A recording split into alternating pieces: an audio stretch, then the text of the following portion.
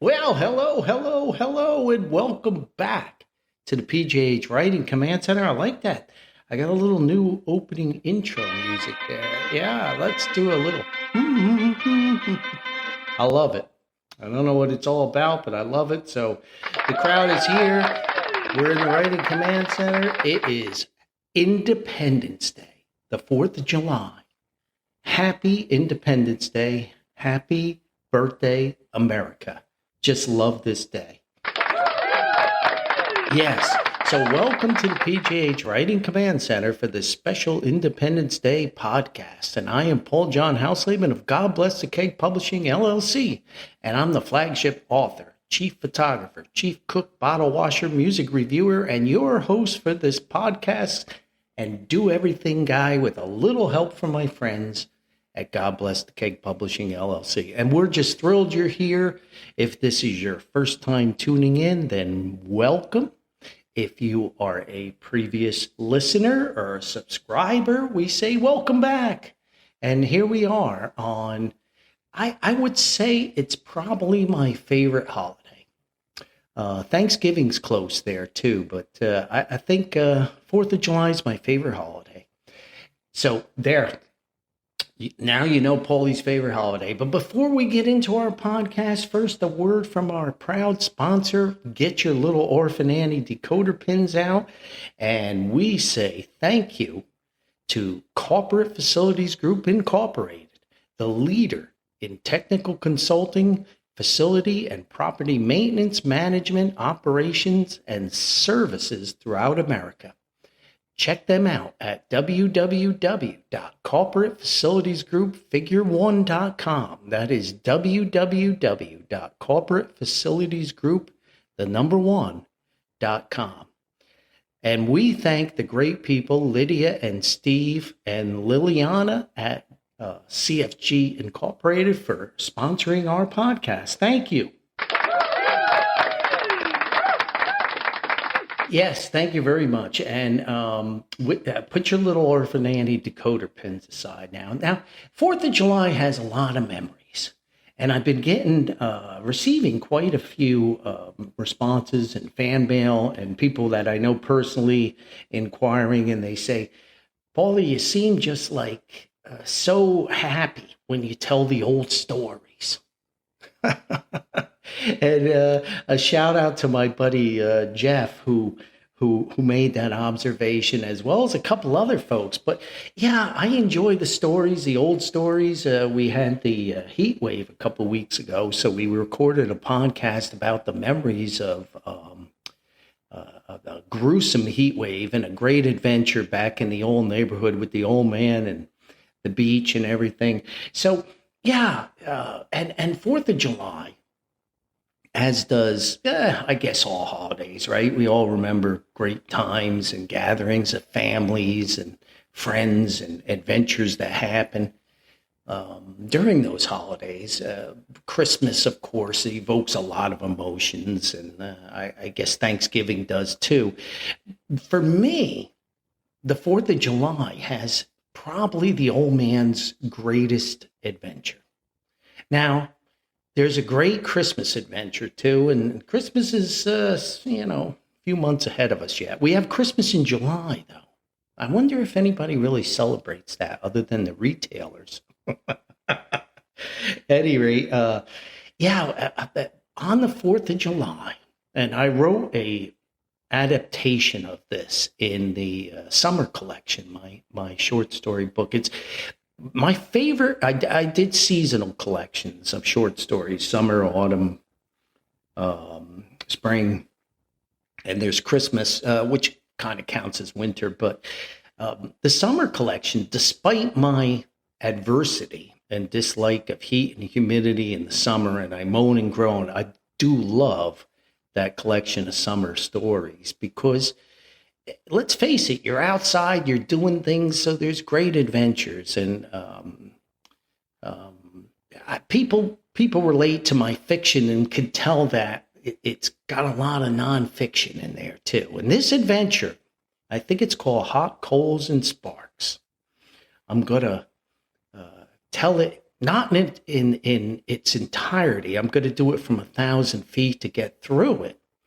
But it probably is the most unusual of the old man's adventures.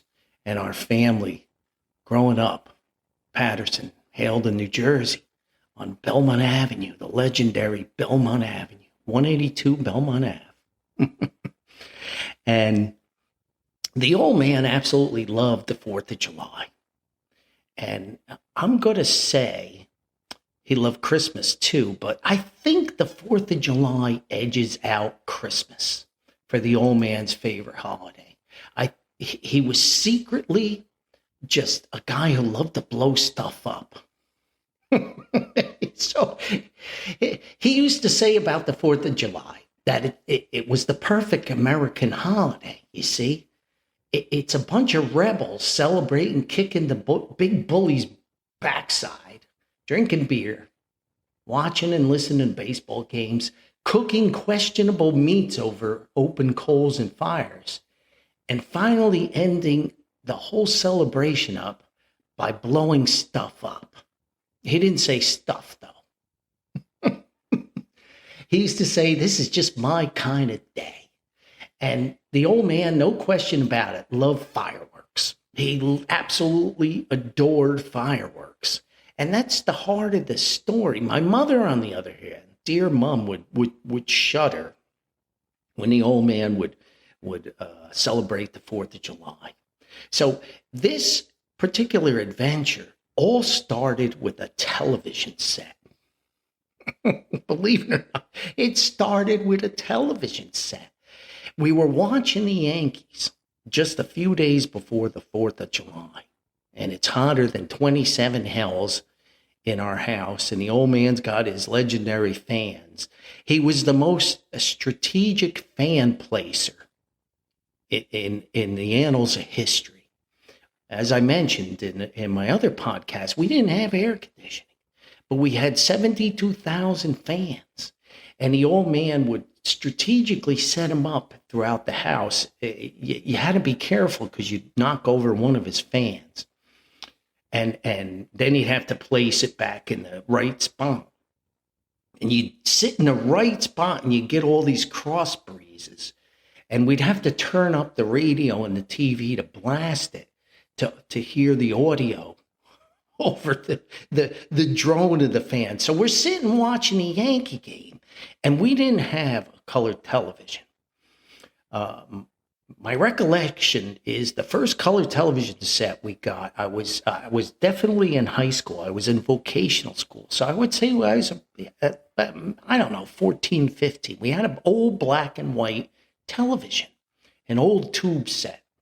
It was a Motorola, and it was in a blonde wooden cabinet, and it sat on these 4 legs in the corner like a sad old soldier.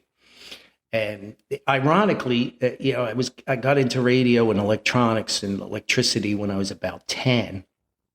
And yes, I'm getting a lot of feedback from my ham radio guys saying, Paulie, when you going to do a podcast on ham radio? I'll get to that.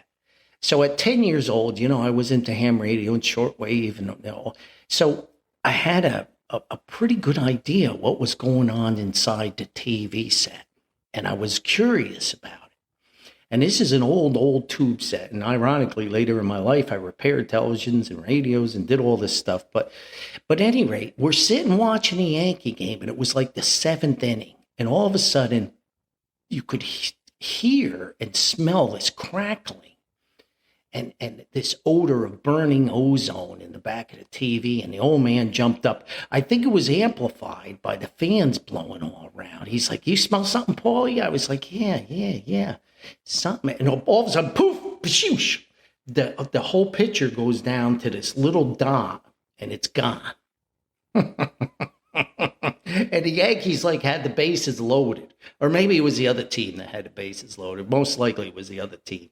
This was the lean years for the Yankees.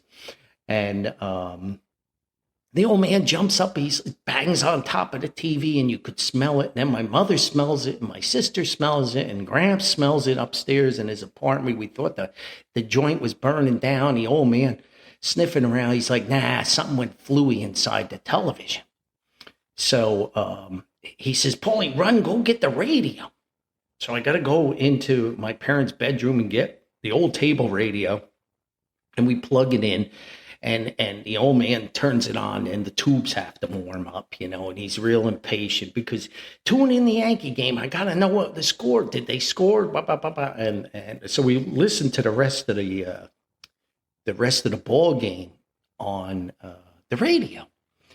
And if I remember right, this was on the weekend. So come Monday, the old man put a call into the TV repair guy.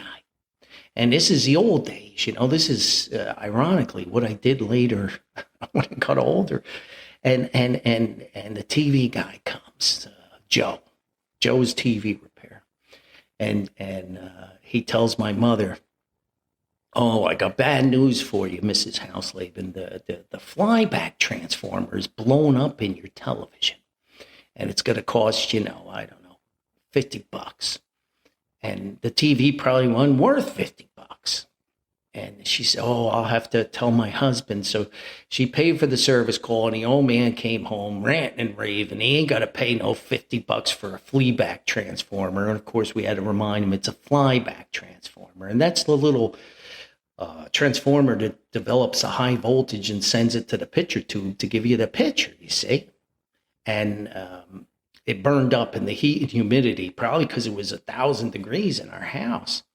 So the old man, I said, I ain't paying that outrageous thing. And my mother's like, well, we got a little money saved up. Why don't we buy a new TV? This one's like, oh, no. So the old man got a bug. And we listened to the radio for the rest of the week. He set it on top of the television. And come Saturday, we jump in the putter, the 1964 Rambler Classic 660 model, and we tool on down to Hawthorne, New Jersey. And on Golfo Road in Hawthorne was a place called Jersey Electronics, and they sold all kinds of parts. And you're supposed to only sell to the trade wholesalers, but the old man worked the deal. And he bought the flyback transformer, and he's going to put it in the TV himself, despite my mother's objections. And I kind of thought it was a bad idea, too. But the old man, he could fix anything. Believe me. I told you, listeners, he's the greatest backyard mechanic of cars I ever saw. But literally, the old man would take on anything. So he buys this transformer for like $10. The guy had it on the shelf for 20 years. He blew the dust off of it. He's like, oh my gosh, this TV's old. And then he saw our car parked out in front of the store. He thought our television was old. So here's what led to the adventure. Not only the flyback or the fleaback transformer. We come out of Jersey Electronics, and now it's just a little bit before the 4th of July. It might even have been the day before the 4th of July. I don't know. But, it was right around the 4th of July. And there's a guy sitting in the parking lot looking at us in a sedan, 4-door sedan. And we come out, and he looks at us, and he must have identified the old man as a secret pyromaniac, a fireworks lover, a true New Jersey fireworks lover. And that's what the old man was. And he says to us, hey, you guys, psst. And he kind of nods his head. He's like, come on over here. And the old man's looking at him suspiciously. And I wander over. I'm only a kid, And he says, hey, you guys want to buy some fireworks? And that's all the guy had to say. And the old man looked at me, and he handed me the flyback transformer. He's like, here, Paulie, hold this. And the old man kind of saunters up to the back of the car there, and he says, what you got, buddy? And the guy smiles. He says, oh, boy, what don't I have? How much dough you got? And the deal making was underway. Now, in my growing up in the old neighborhood, Patterson, Haldon, selling stuff out of the trunk of your car was a way of life. I can remember playing baseball, and this guy shows up trying to sell us all kinds of new baseball gloves and baseballs and baseball bats and baseball spikes and Yankee hats and Met hats out of the trunk of his car. Of course, we didn't have any money, so he took off pretty quick. Hockey equipment we bought out of the trunks of people's car. It's a way of life, these peddlers. So the old man comes over and he says, well, I might have a little bit of dough for that. And I'm watching this whole transaction, and he takes his car key and he pops open the trunk on the sedan, and inside was an array of fireworks. Like it was hard to describe. Everything from giant rockets to bottle rockets to ash cans to the little ladyfinger firecrackers to those little tanks that rode around and shot big bombs out of the front of them. The old man was salivating. His eyeballs almost popped out of his head. And he says, okay, how's this work? He says, well, you pick out a paper bag there. You see the paper bag? And you fill that paper bag up with what you want. And then I tell you how much it is. He said, that size paper bag over there is probably about 10 or 15 bucks. And the old man's like, okay. Pops his wallet out, and he turns to me and he says, don't you say a word to your mother now. Don't you say one word. He said, this is my beer money, you see. So I guess beer money had a certain place in his wallet. It was secret. It was kept away from Mom. He probably made the dough on side jobs. And the old man grabs a paper bag and he's like, I'll take 2 of these. I'll take this. I'll take that. He's filling up this bag. And the guy's like, that's about $8. And he's filling up the bag and he sticks some of the M80s in there and the ash cans. The M80s were red with a green fuse. And they were about the size of your thumb. And the guy says, hey, be careful with that. You know, that they're equivalent to a quarter of a stick of dynamite.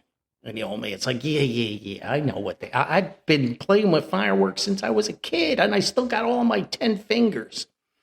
So that was an accurate testimony. So the guy kind of shakes his head. He says, all right, as long as you know what you're buying there.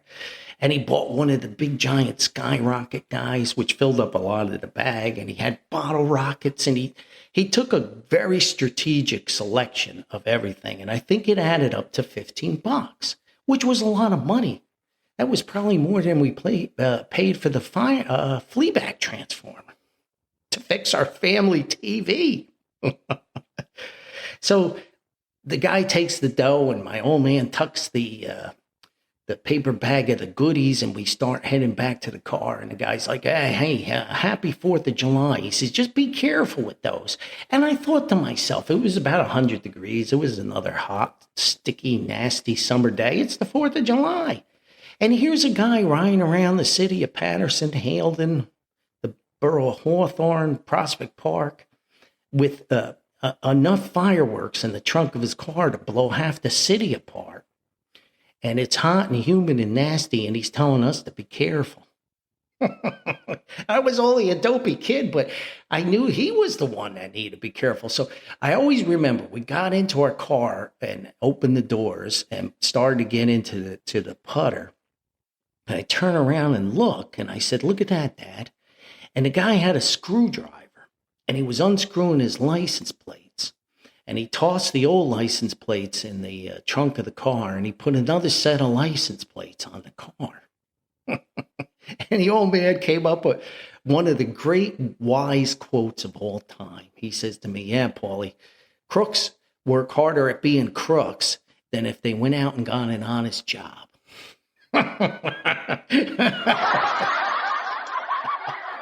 Yeah, and that stuck with me my whole life, and it's very, very true. So we tool on back home, and I was sworn to secrecy, and now it comes up to the big event, the big 4th of July barbecue. And the old man we had a metal garden shed in our backyard that we built from a kit from the old Sears Roebuck catalog. And I always remember it came in, and that's another story about the garden shed. But I'll get to that. That's another podcast. These stories never end. And so the old man took the paper bag and he tucked it inside the doors of the garden shed. You see, this was for, these fireworks were for the night, 4th of July evening, to start setting these things off. I mean, the old man couldn't resist. He detonated a couple the night before the big barbecue cookout we were going to have. But the whole family was invited. Everybody's coming over to our little backyard and going to celebrate the 4th of July. And we had Uncle Ed and Aunt Lo and all my cousins and Uncle Dave and Aunt Ada and Cousin Dave, and you know, everybody's invited. And Harry and his, my best buddy Harry and his crew were invited. They wanted to come over, and Dottie and her friends. And so for the old man, it was a big shindig, you see.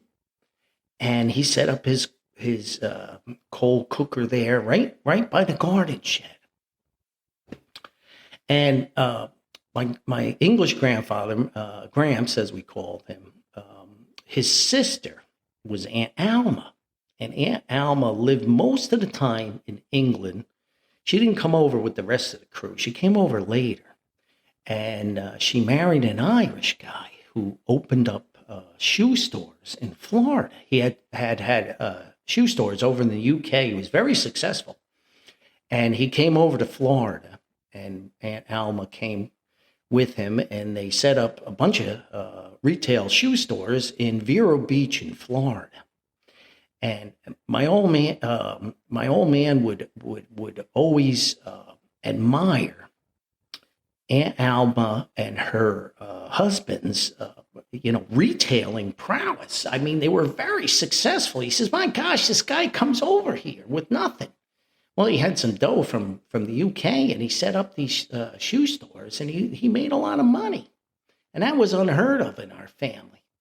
Well, he passed away. Mr. Gaffney passed away, Aunt Alma's husband, fairly young. And Aunt Alma had a great spirit. She retired. She sold the shoe stores, and she used to travel the whole world. And she had flaming red hair.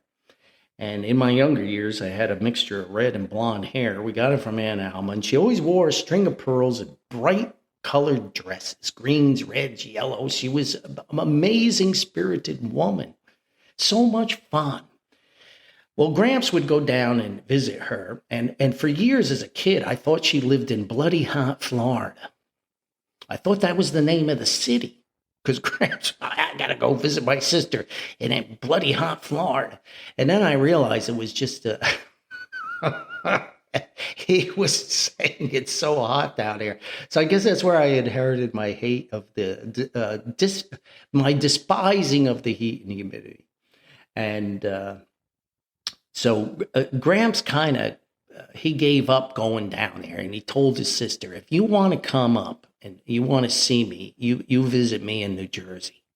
So my grandmother had passed away, and Aunt Alma's husband had passed away. So she would come up for about a month every summer and hang out with Gramps and the family. And we loved it because she was such an amazing woman, and she would tell these great stories and try to drag her brother on her travels. And Gramps was a whole body. He didn't want to go. He said, "I traveled enough in my life. I came from England to America." So Aunt Alma's daughter was the famous Cousin Pat. And Cousin Pat was sort of like her mom in her vivacious and gregarious personality, and her laughing and her storytelling. She was wonderful. But Aunt Alma, she was like a toothpick. And Cousin Pat was kind of a big gal. And that added to her laughter. It added to her personality. She was overwhelming. And she had bad knees and bad backs and bad ankles. And she was like a bowling pin that wobbled. It got hit, but it never fell down, you see. It wobbled a lot, but she always stayed upright. And we loved Cousin Pat. So she came down. I think she lived in upstate New York. And she came down for the big barbecue and the big celebration. We're having a grand old time there. And the old man's fighting the flames on the cooker. And we're all laughing and drinking beer. And everybody's having a great time. And the party starts to wind down now. It's getting later. cooling down a little bit, and you can hear some bangs and pops and fireworks going off in the city. And the celebration is starting. And the old man got a little flicker in his eyes. This is the time he's been waiting for, and only I know the hidden stash inside the garden shed. And it was right inside the door there. So there's a few hot dogs and leftover hamburgers and maybe some chicken guys hanging out on the grill. And Cousin Pat was there, and she probably had some glasses of wine too. And she's eyeing up the last remaining couple of hot dogs on the grill. And she's sitting in a lawn chair there. And she says, is anybody going to have them last hot dogs over there? And the old man's like, nah, Pat, go ahead. And he turns to me. He says, Paulie, get cousin Pat the hot dog there. And she says, oh, no, Paulie, you sit there. I got it. And, getting up out of the lawn chair between the wine and the wobbly status of Cousin Pat and the bad legs and the bad knees. And, with great effort, she gets up there and she's plowing her way over to the cooker. And, I remember this. It was like fate. It just had to have happened. No other way would work. And she gets close to the cooker. And this time, the bowling pin fell over. And Cousin Pat lost it. She might have hit a little divot in the grass or whatever. And bang, she hits into the cooker. And the charcoal goes flying, and the hot dogs and the chickens and a couple of burnt up hamburgers. And oh my, she, boom! Cousin Pat hits the ground. Oh no. So we all rush over. But what we didn't know, and the old man and I looked at each other because a bunch of the hot coals flew out. And you can guess where they landed. And I kind of looked at the old man and Gramps and Uncle Ed, and everybody's trying to help Cousin Pat up, which is no easy task. And we're getting Cousin Pat up. And the old man looks at me, and all of a sudden I hear it.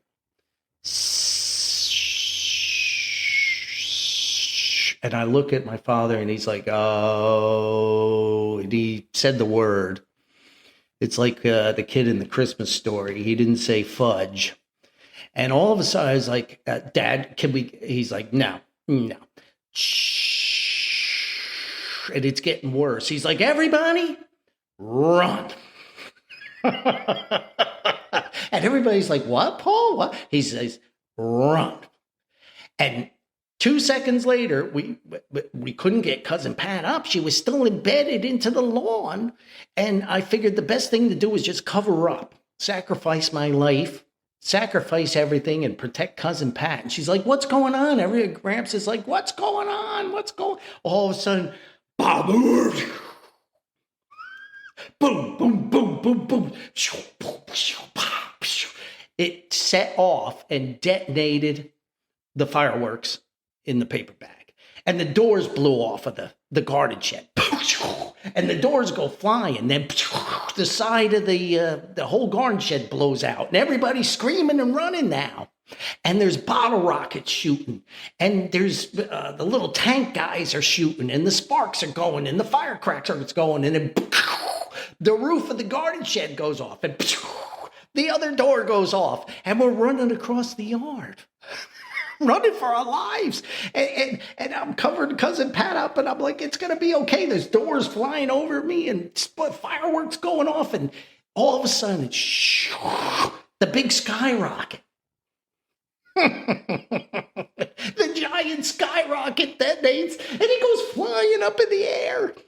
And I was like, it's got to be over. And boom. I mean, the old man bought like 4 of those M80s and quarter sticks of dynamite. The guys who sold it to us was prophetic. And the skyrocket goes up in the air. And boom! And you hear sirens going off in the city, and people in the apartment house next door are looking out the windows, and the people in the apartment across the street are looking out the windows. And Finally, smoke and ash and papers are floating down from heaven that detonated in our garden shed. The walls are gone, the roof's gone, the door's gone. My mother's screaming, Aunt Lo's screaming, the cousins are screaming. And you could see our garden tools sitting on a concrete slab. That was all that was left inside the garden shed. And the people in the apartment house, there was this couple, Ada and Al, the old man used to feud with because they would complain that he cut his grass too early on a Saturday, woke everybody up. So that when they complained, the old man would then purposely start cutting the grass about an hour earlier every day. And Ada and Al stuck their head out the window and start clapping. And they're clapping. They're like, Paul, it was the greatest 4th of July celebration I ever saw. Sorry about your garden shed, but that was fantastic. And everybody's hiding under picnic tables and dove for cover. We finally get Cousin Pat up, and Gramps is hiding. He's like, oh, this was worse than going through the war in England. I remember a bottle rocket went right over the picnic table where Gramps was hiding, just missed his head. And everybody stood up in the smoke, in the ash, in the papers filtering down, and the garden shed pieces loaded across the grass, just doors and handles and parts and pieces of what was in the shed. And we all looked at each other. And everybody just broke out in God Bless America. The people in the apartment house were cheering. And I want to say it was Ada and Al, and they started singing, God Bless America. And we all just joined in. It's the 4th of July. Where else can you buy illegal firecrackers from a guy in Hawthorne, New Jersey, selling firecrackers out of a trunk of his car? Come home, invite your family for this great celebration, and people come from Florida and upstate New York and far and wide, and blow up your garden shed. Only in America. Freedom.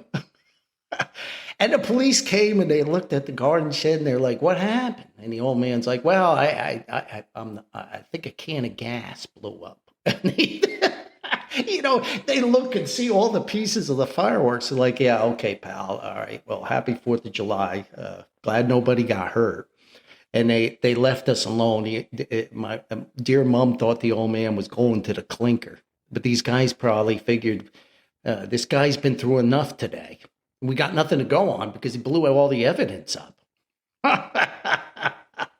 Hot coals and sparks. And the irony of it, it started with that flyback transformer. And the day after the 4th of July, the old man put the transformer in, created more sparks. I remember he got knocked on his tuchus because he didn't know he had to discharge the cathode ray tube, which holds a charge, and he got knocked into the wall. And he's like, I'm all right. And the old man fixed the television set. And it worked. He was a genius. He wasn't too good at storing fireworks, though. And now we got to get a new garden shed. But that's a whole different story. So I think the old man was never the same when New Jersey banned fireworks. And he had his taste of buying the bootleg illegal fireworks. And he wasn't going to repeat that same mistake. Next year, he just, he bought a little pack of ladyfingers and a couple sparklers because nothing could ever match that 4th of July. Nothing could ever match blowing up the garden shed and saving Cousin Pat and the bottle rocket, almost taking Gramps' head off, and singing God Bless America and celebrating freedom, celebrating America. And half of my family there at that picnic came from England. And they came to this country to be free, to blow up garden sheds. Happy 4th of July, everybody. I hope you have your own celebrations, you have your own memories. Don't blow up garden sheds. Don't go buy flyback transformers, and don't purchase crazy fireworks from shady guys out of the trunks of the car, and your celebration will be okay. Maybe stick to some hot dogs and hamburgers on the grill. And when Cousin Pat says she wants the last hot dog, just get up and get it for her. Hey, happy 4th of July, everybody. Thanks for tuning in. You can write us at God Bless the Cake Publishing at gmail.com, and you could say, hey, you're a lunatic, Paul. I enjoyed the story, or I didn't enjoy the story. You won't hurt my feelings. I'm just a guy from Paterson, New Jersey, and really enjoy recording these podcasts and sharing the memories. The old man was a legend. He certainly was a legend, and that was a celebration to remember forever. But hey, practice some kindness, be tolerant, be kind, be gentle, share some kindness. It's cheap, doesn't cost anything, and it only makes lives better. Hey, we'll see you next time here. And yes, happy 4th of July, everybody. And okay. Oh, and a little outro. We'll see you next time now. Bye-bye.